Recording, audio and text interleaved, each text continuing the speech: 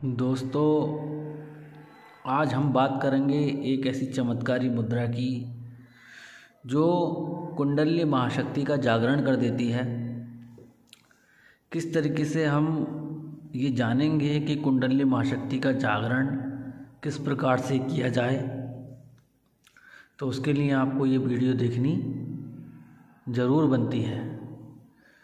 तो बिना समय रुके मेरी इस वीडियो को पूरा देखें और समझें कुंडली महाशक्ति को किस तरीके से जागृत किया जा सकता है। तो देखिए, बहुत से कम साधक ऐसे हुए हैं जिन्होंने कुंडली महाशक्ति को जागृत किया है, लेकिन बहुत ज़्यादा साधक ऐसे हो चुके हैं जिन्होंने कुंडली महाशक्ति को सक्रिय किया है। क्योंकि इस व्यवहार युग में जैसा ये युग है उसके आधार पर अगर देखा जाए तो वैसे नियम, वैसे सिद्धांत अगर हम लागू करें तो इस कलयुग में लागू नहीं कर पाएंगे। चाहे वो विचार संयम हो, मन संयम हो, विवेक संयम हो, आत्म संयम हो, मन संयम हो और शांत संयम हो, तमाम सारी चीज़ें जो हमें धारण करने वाली होंगी उसको जागृत करने के लिए वो चीज़ें आज के इस युग में संभव नहीं है। क्योंकि जिस भी मनुष्य से आपका सामना होगा वो अंदर से क्रूर और आक्रामक होगा, आपका विरोधी भी हो सकता है और आपको क्षति भी पहुंचा सकता है। या तो फिर आप एक ऐसे मार्ग में हो कि आपके ना आगे ना पीछे कोई हो और आप सीधे सन्यासी बन करके अपना जीवन को व्यतीत कर रहे हो, लेकिन आप ऐसा नहीं है। यहाँ पर आप परिवार में रहते हैं, परिवारजनों के साथ में रहते हैं, अपनों के साथ में रहते हैं, तो वहाँ पर ऐसे नियम लागू नहीं होते हैं। वहाँ पर लड़ाइयाँ भी होती हैं, झगड़े भी होते हैं और परेशानियाँ, दिक्कतें भी आती हैं। तो योग मार्ग सभी के लिए हमारे महर्षियों ने दिया, जिसमें से जो सहज योग था, योग पहले बहुत क्लिष्ट माना जाता था। जिस समय पर योग की स्थापना जब करी थी भगवान हिरण्यगर्भ ने, उस समय पर बहुत क्लिष्ट था। इतना क्लिष्ट था कि केवल ऋषि मुनि अनुभवी ही इसे कर पाते थे। लेकिन भगवान गोरक्षनाथ जी का जन्म हुआ, जन्म के बाद में उन्होंने सहज योग की स्थापना करी। वो सहज योग आम जनमानस पर लेकर आए, गृहस्थियों के लिए लेकर आए, उनके लिए लेकर आए जिनका विवाह हो गया है, उनके लिए पहले वर्जित था, लेकिन वो कुछ क्रियाएं ऐसी लेकर आए जो गृहस्थ भी उसको कर सकें। तो एक ऐसा विज्ञान जो पूरा सहयोग, पूरा सहज और सरल था, ऐसा विज्ञान सहज योग के नाम से जाना जाता है। उस सहज योग के अंतर्गत आंतरिक कुंभक, बाह्य कुंभक, रेचक और अनुलोम विलोम, भस्त्रिका, कपालभाति, ये सारे प्राणायाम मौजूद रहते हैं, जो चतुर्थ प्राणायाम की चौथी विधि, तीसरी विधि और पहली विधि के अंतराल में आते हैं।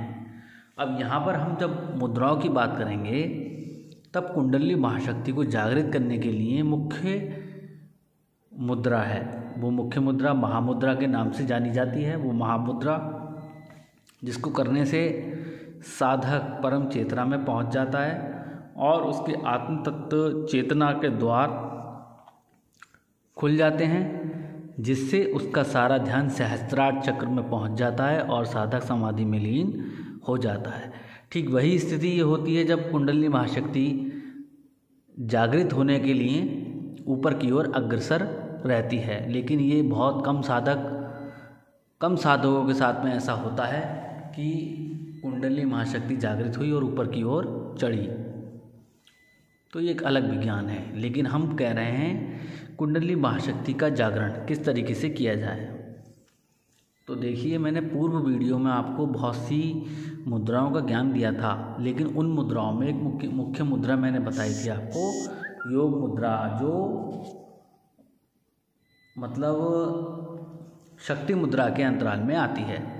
जैसे कि देखिएगा, यहाँ पर मैंने कुंडली महाशक्ति का स्थान बताया था, आप अंगूठे के इधर की साइड में, ये और मैंने ये भी बताया था ये हमारे मणिपुर चक्र का स्थान है, यहाँ पर ये हमारे मेरुदंड का स्थान है, यहीं ब्रह्मनाड़ी का स्थान है और यहीं कुंडली महाशक्ति का स्थान है। और यहाँ पर मैंने ये मुद्रा कुछ इस तरीके से बताई थी, ठीक है। तो आपको इस तरीके से मुद्रा करनी है। मुद्रा करना, जब आप ये इस तरीके से मुद्रा कर लें, ये अंगूठा यहाँ फांस करके ये चारों उंगलियाँ इस तरीके से फांस लें, ये अंगूठा नीचे करके ये चारों उंगलियाँ इस तरीके से फांस लें। फांसने के बाद में आपको करना क्या है, इसको अपोजिट साइड में रख लेना है कुछ इस तरीके से। रखने के बाद में आपको यहाँ कुछ इस तरीके से कर लेना है। करने के बाद में आपको यहाँ कुछ इस तरीके से कर लेना है। देखिएगा, थोड़ा ध्यान से देखो, ठीक है। यहाँ कुछ इस तरीके से कर लेना है। तो जब ये यहाँ कुछ इस तरीके से करेंगे आप, तो ये मुद्रा कुछ इस तरीके से आपको दिखाई देगी, ठीक है। ये कुंडली महाशक्ति का नमस्कार मुद्रा है, इसको नमस्कार मुद्रा के नाम से जाना जाता है। इस मुद्रा को करने के बाद में आपको कुछ इस तरीके से करना है, ठीक है। देखिएगा, कुछ इस तरीके से करना है।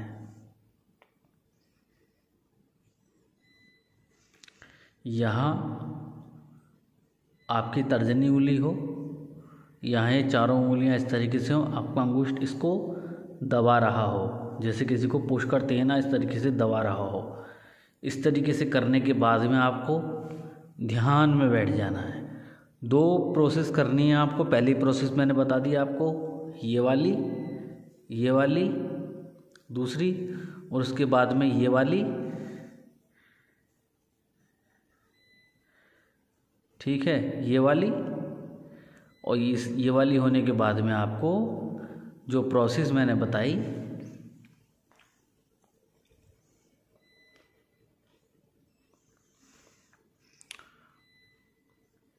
वही ये वाली,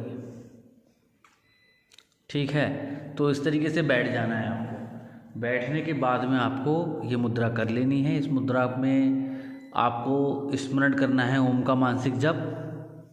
ओम का मानसिक जप करने के बाद में आपको ये मुद्रा कर लेनी है। करने के बाद में आपको महामुद्रा लगानी है। महामुद्रा किस तरीके से आप लगाएंगे, तो महामुद्रा लगाने के लिए ये इस तरीके से करने के बाद में और ऐसे करके बैठ जाइएगा, ठीक है। ये आपकी महामुद्रा लग गई। तो कुछ इस तरीके से आप करें, निश्चित आपको सफलता मिलेगी। और कुंडली महाशक्ति जागृत ना हुई, सक्रिय तो अवश्य होगी। अगर सक्रिय भी नहीं हुई है तो आपको उसका दर्शन अवश्य होगा, ठीक है। तो एक बार और बता देते हैं हम, ठीक है। कुछ इस तरीके से, तो कुछ इस तरीके से पुश करने के बाद में यहाँ एक इस तरीके से रख करके आपको ध्यान कर लेना है, ठीक है। ये दोनों हाथ आपके जो रहें, ये हृदय के पास में रहें। हृदय के पास में रहने, नाभि से 4 अंगुल ऊपर रहें दोनों हाथ। और ये हल्का सा प्रेशर देने यहाँ अंगूठे को, ठीक है। ये अंगूठे को यहाँ पर प्रेशर देना है। प्रेशर देने के बाद में आपको ये मुद्रा कर लेनी है। सुनिश्चित आपको उसका लाभ मिलेगा, अच्छा लाभ मिलेगा, अच्छा ज्ञान आप इसमें अर्जित कर पाएंगे और कुंडली महाशक्ति को समझ पाएंगे। जब आपने कुंडली महाशक्ति को समझ लिया, तब उसकी चेतना में उत्प्रोत होकर के आपको उसको जागृत करने का मार्ग अवश्य मिलेगा। तो बिना समय गवाए हमारी इस मुद्रा को कीजिए, निश्चित तौर पे सफलता मिलेगी। जो अनुभव आप कर रहे हो वो मुझे कमेंट्स में ज़रूर बताएं और हमारी वीडियो को आगे लेकर जाएं, ताकि अधिक लोग उसमें देखकर शरीक हो सकें और लाभ ले सकें। मिलते हैं अगली वीडियो में। जय महाकाल।